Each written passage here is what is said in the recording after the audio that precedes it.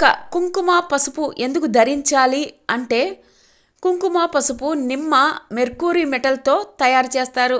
దీన్ని ధరించటం వల్ల blood ప్రెషర్ని control చేసి లైంగిక సామర్థ్యాన్ని మెరుగుపరుస్తుంది. మెర్క్యూరీ ఒత్తిడిని తొలగిస్తుంది. ఇక నమస్కారం ఎందుకు పెట్టాలి అంటే నమస్కారం పెట్టే సాంప్రదాయం వెనుక కూడా రహస్యం ఉంది. నమస్కారం పెట్టడానికి 2 చేతులు జోడించటం వల్ల అరచేతులు వేళ్ల చివర్లు కలుస్తాయి. వేళ్ల చివరి భాగాలు కళ్ళకి, చెవులకి, మెదడుకి ప్లెజర్ పాయింట్స్.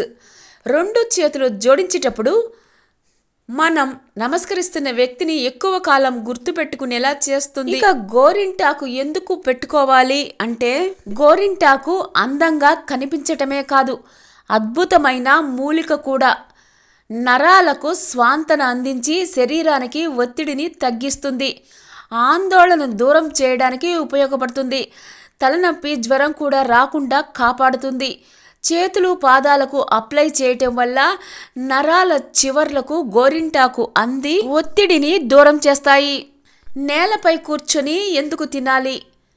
అది కూడా కాళ్ళు మడతబెట్టి కూర్చుంటాం. దీన్ని హాఫ్ పద్మాసన లేదా సుఖాసన అని పిలుస్తారు. అలా కూర్చుని తినడం వల్ల జీర్ణక్రియ సుజావుగా జరుగుతుంది. శరీరానికి స్వాంతన లభిస్తుంది. స్పైసీ ఫుడ్ చివరిగా స్వీట్స్, డిజర్ట్స్ తీసుకుంటాం. స్వీట్స్ జీర్ణక్రియను తగ్గిస్తాయి కాబట్టి ముందుగా స్పైసీ ఫుడ్ తినడం వల్ల జీర్ణ రసాలు యాసిడ్స్ని పొట్ట దాచుకొని తర్వాత మెరుగ్గా సాగడానికి సహాయపడుతుంది. నదుల్లోకి నాణాలను ఎందుకు విసరాలి? పూర్వకాలం డబ్బులు రాగి నాణాల రూపంలో ఉండేవి. అప్పట్లో నదుల ద్వారా మాత్రమే నీళ్లను పొందేవారు. మన పూర్వీకులు రాగి నాణాలను నదుల్లోకి విసిరేసేవాళ్ళు. రాగి నాణాలను నదుల్లోకి విసిరేయడం వల్ల రాగి ఎక్కువ కాలం నీటిలో ఉంటుంది, నీటిని శుద్ధి చేస్తుంది. ఈ కారణంగా గుళ్ళల్లో కూడా రాగి పాత్రలు ఉండేవి. రాగి నీటిని 99.9% ప్యూరిఫై చేస్తుంది. ఉపవాసం ఎందుకు ఉండాలి?